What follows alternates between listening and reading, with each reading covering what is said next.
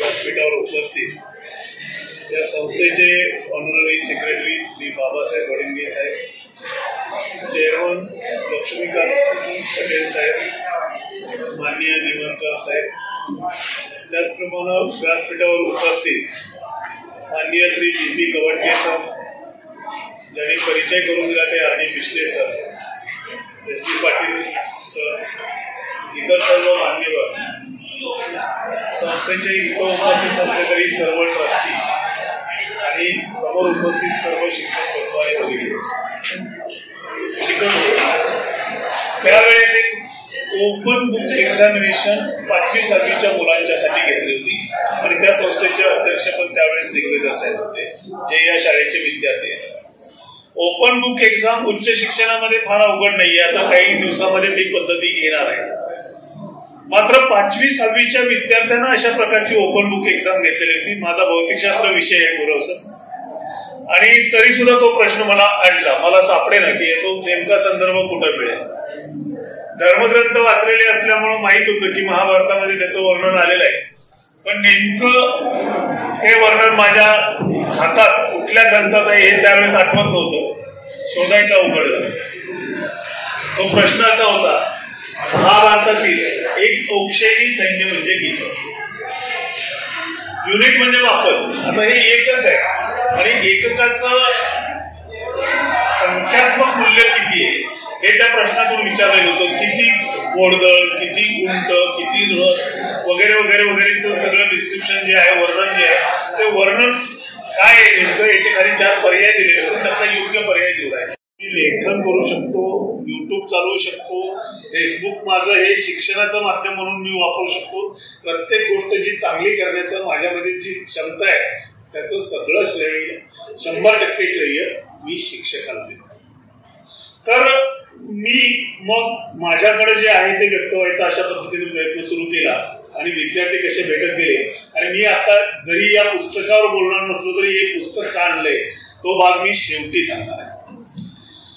जन्माला आलेला प्रत्येक माणूस जो घडतो तो शिक्षक भेटले तरी घडतो, नाही भेटले तरी घडतो. ते घडणं असेल किंवा बिघडणं सुद्धा असेल, पण घडणं जे असतं त्याच्यामध्ये बहुतेक वेळा शिक्षकांचा सहभाग असतो. नाही, मेजॉरिटी टाइम्स शिक्षकांच्यामुळेच विद्यार्थी घडतात, अशी माझी आजही नंबर आहे. शिक्षक नाही भेटले तरी घडतो किंवा शिक्षक नसले त्याच्या आयुष्यात तरी घडतो, असं एक उदाहरण मी सांगून मग शिक्षकांच्या महत्वाकडे जाणार. मॉन्टी जोन्स नावाचा एक विद्यार्थी 6वीच्या वर्गात शिकत होता इंग्लंडमध्ये. तो शिकत असताना 6वीला भाषा विषयामध्ये आपण नेहमीच निबंध देतो, तसा तिथल्या मॅडमनी पण निबंध लिहायचा. मी कोण होणार. हा होता घोड्याच्या रेसकोर्सवर काम करणाऱ्या कामगाराचा मुलगा. त्याचं काय व्हायचं की घराच्या त्या खोलीच्या बाहेर पडलं की मालक आलेला असायचा, तो रुबाबदार पॉश गाडीतून यायचा, रुबाबदार दिसायचा, कपडे छान घातलेले असायचे, तो ते दररोज बघायचा. त्याच्या आई तो आला की गाडीचा दरवाजा उघडायला शिपाई पळत पळत जायचा, तो उतरायचा, मग तो कोट काढून त्याच्या हातात द्यायचा, तो कोट त्याने गाडीत नेऊन अडकवायचा. हे सगळा त्याचा रुबाब बघत होता. आणि त्या छोट्या मुलाच्या मनावर हे बिंबलं जात होतं की मला असं रेसकोर्सचा मालक व्हायचंय. ज्यावेळेस मॅडमनी निबंध लिहायला सांगितला त्यावेळेस त्या मुलानं निबंध लिहिला, मी 400-500 एकराच्या रेसकोर्सचा मालक होणार. तर मॅडमला कसं पटेल? आपल्या पुढे एक चाकोरी असते, मुलांची सगळी माहिती असते. त्या काळात विद्यार्थी कमी होते, त्यामुळे प्रत्येक विद्यार्थ्याची माहिती होती. मॅडम म्हणला, कसं रे बाबा, तू रेसकोर्सचा मालक कसा होशील? हे चुकीचं लिहिलेस तू, काहीतरी प्रॅक्टिकल असेल असं तू लिहि. तो मुलगा म्हटला, नाही, मला रेसकोर्सचा मालक व्हायचं, मी माझा निबंध तोच लिहिला.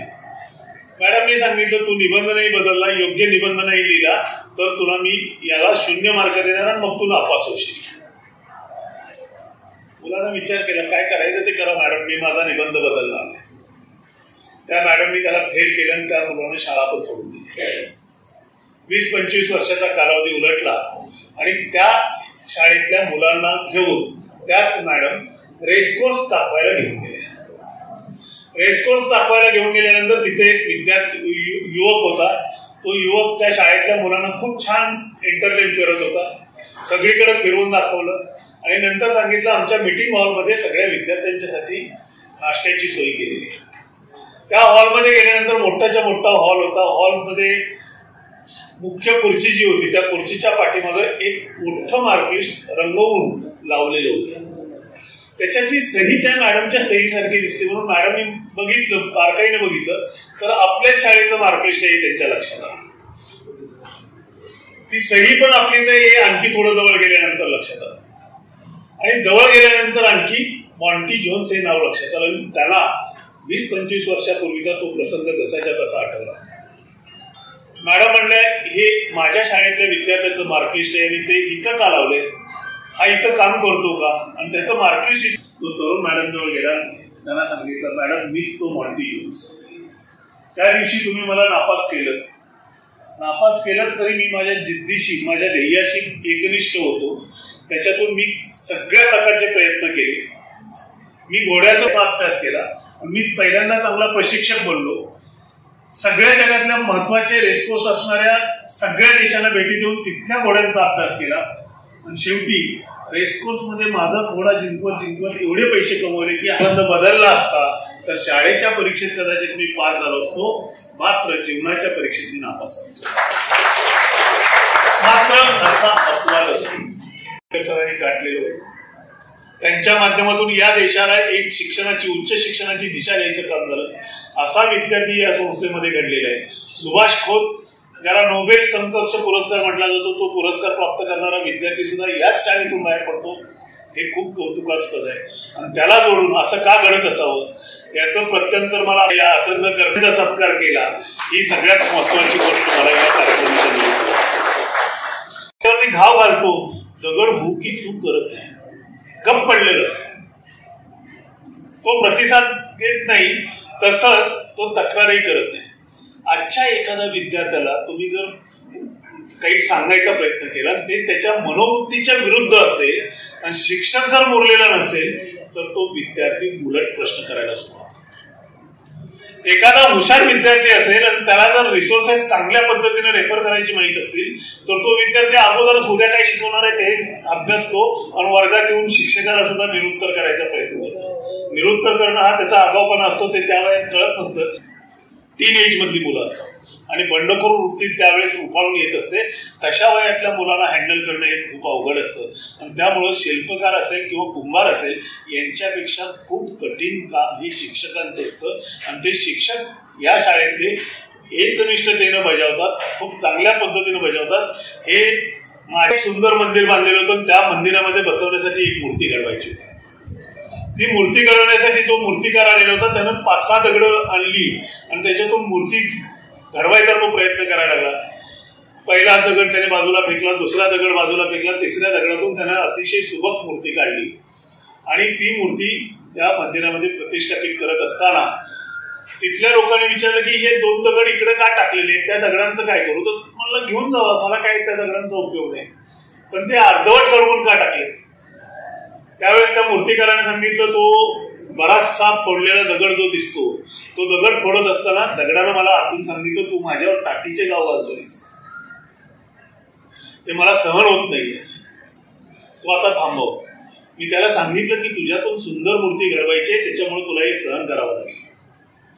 त्यावेळेस तो दगड थोडा वेळ शांत बसला. मी आणखी थोडे घाव त्याच्यावरती घातले, पण 2-3 घाव घातल्यानंतरच तो परत कळवळून ओरडायला लागला, मला सहन होत नाहीये, तू थांबव. म्हणून तो चौकोनी पडलेला जो दगड आहे तो बाजूला फेकला.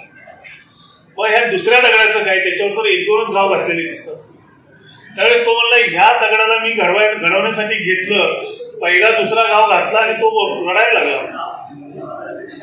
मग म्हणला तो माझ्यातून मूर्ती काढू नको, मला आहे तसं राहू दे. म्हणून तो दगड ओरडायला लागला, म्हणून मी तोही बाजूला काढला. मग मूर्ती घडवलेला दगड आहे, तो काहीच बोलला नाही का. तर हो म्हणला, ते काहीच बोलला नाही. तुझा त्याचा काहीच संवाद झाला नाही का. झाला की म्हणला.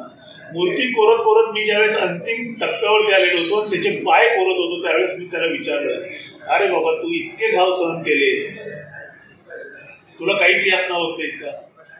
त्यावेळेस तो दगड म्हणला, माझ्यातून जर सुंदर शिल्प तयार व्हायचं असेल, मूर्ती घडवायची असेल बाहेर यायला लागणार असेल तर मला हे घाव सहन करावे लागतील याची मला जाणीव आहे. तुम्हाला जेवढे घाव घालायचे ते घाला, पण माझ्यातून असं शिल्प तयार करा की लोकांनी माझ्याकडे बघत असतात. ही स्टोरी ऐकली, ते दगड घेऊन गेला गौंडी, मूर्ती होती ती मंदिराच्या गाभाऱ्यात प्रतिष्ठापित केली. जो चौकोनी घडलेला दगड होता तो पहिल्या पायरीला बसला आणि ज्याने 1-2च घाव घातलेले होते तो त्या मूर्तीच्या बाहेर बरोबर ठेवलेला होता. आता तुम्ही मंदिरात गेल्यानंतर काय करता? बरोबर नारळ घेऊन गेलेला असता, मूर्तीला पूजा करता, तिच्यावरती फुलाची माळ घालता, नमस्कार करता, नारळ ओवाळून घेता आणि बाहेर 2च घाव सहन केलेल्याच्या डोक्यावर पडतो. आणि मंदिरात येत असताना पायातली चप्पल पहिल्या पायरीवर सोडून. हे या एज मधल्या विद्यार्थ्यांच्या लक्षात येत नाही, त्याच्या पलीकडे पालकांच्याही लक्षात येत नाही. हे तुमच्या पुढचं सगळ्यात महत्वाचं चॅलेंज. आणि हे पालकांची सभा असते त्यावेळेस तर आवर्जून सांगावं, कारण आता 1 किंवा 2च घरात असल्यामुळं तळहातावरच्या फोडासारखं जपायचा प्रयत्न करतात आणि त्याच्यामध्ये त्या मुलांना मानसिकदृष्ट्या पालक अपंग करत आहेत याची जाणीव एक शिक्षक म्हणून आपल्याला असली पाहिजे. आणि त्यासाठी पालकांचं प्रबोधन करणं, पालकांना शहाणं करणं हे आजच्या काळातलं सर्वात मोठं आव्हान शिक्षकांच्या समोर. माझ्या सुदैवानं आमच्या काळामध्ये खरं सांगायचं तर मारायला बंदी नव्हती. आणि मग त्यावेळेस पण उद्धटपणानं बोलणारी मुलं असायची. तसाच एक वर्गात बाळू नावाचा मुलगा होता. तो शिक्षकांना म्हणलं, गुरुजी तुम्ही पार्सलिटी करताय. आता ते खरंच काही पार्सलिटी करत नव्हते. पार्सलिटी कशी काय करताय? तर म्हणलं तुम्ही त्या देवत्याला आणि राजाला तुम्ही मारत नाही म्हणले त्यांचं चुकलं तर मारणार, असं कसं होईल म्हणले, त्यांचं पण चुकतंय की. त्या दिवशी पाठ वाचन चालू होतं.